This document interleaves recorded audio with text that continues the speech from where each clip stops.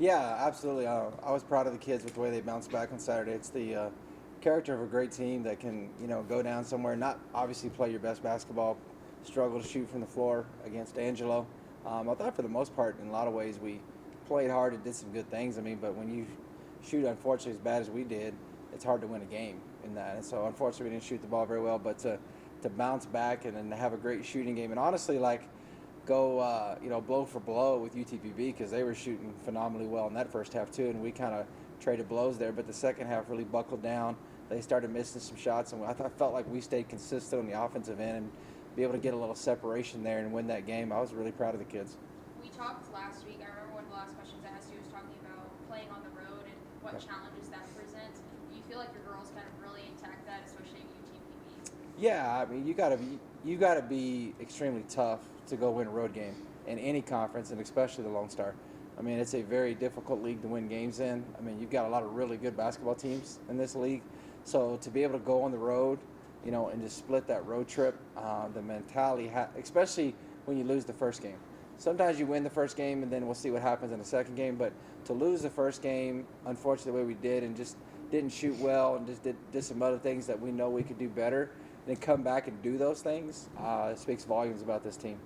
Kyla, Rand, and Taylor kind of established themselves as like people you can trust to go to the ball. But then Tatum also is coming on the defensive side, getting a lot of rebounds. So has the team's identity kind of started to take shape for you? Yeah, and I think it takes a while sometimes for an identity to take shape. I mean, you would love to say, hey, day one, we've got our identity, and that just doesn't happen in any team I've ever coached. I mean, it takes time.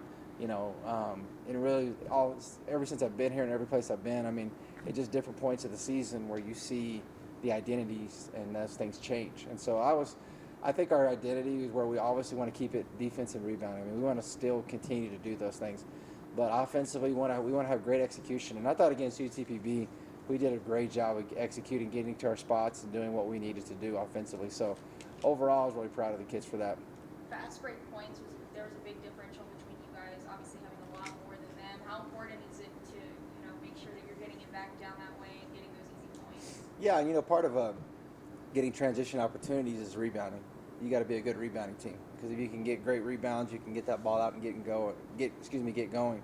And so, but transition opportunities are great opportunities because, at the end of the day, sometimes the defense isn't set and you can get a wide open look. And so we really push these ladies to do that, and we want to continue to do that. Obviously, back at home this week. Yeah. What challenges does Western and Soul roster bring to you guys? Yeah, I mean, any game in the Lone Star, regardless of the standings, no matter who you want to look at, every team can play. We're kind of getting back to the basics this week, getting back focused, because you're kind of at that midway point of year, so it's a good point to get back and focus on us and get better at the things we do. So we feel like we'll be able to do that and hopefully have a great week. You're now back. We talked to Coach Brown about it. Students aren't back yet, but you guys do draw a good crowd. How important is that atmosphere at the First United Bank Center to, getting ready and getting hyped up for the game? Yeah, I mean, we have great crowds. I mean, the fans here are the best in the country. I mean, they're very loyal. You see several of them when you go on the road and play. So they help out in so many facets in so many different ways. These people have hearts of gold. And so to be able to, get out there and put a great product on the floor, to let them enjoy a game, and I know they cheer hard and they cheer for you and they get after the officials and stuff like that. So it's fun. I mean, these people are so much fun to coach in front of, and they're great, a lot of friendly faces out there that really help you out in a lot of different ways. Looking at the conference stands, you guys crowded in the middle of the pack, but still, like you said, about the halfway point, so plenty of time to improve on that. Just kind of what's been the message as you guys attack the second half? Well, I told our ladies a lot of times things depend upon, the one thing that you don't have any control over is your conference schedule. The conference gives you that. And I knew our conference schedule, outside of that road trip that we got coming up, when you look at the back half of our season, I mean, it was really front-loaded in a lot of ways, where we're going and who we're playing and stuff like that. So now that you look at the back half of the season, it's time for us to go make that climb and start, stacking some wins together. And so I think we're, we got one on Saturday, trying to go get two this week, try to get to where we can get three in a row and just keep progressing from there.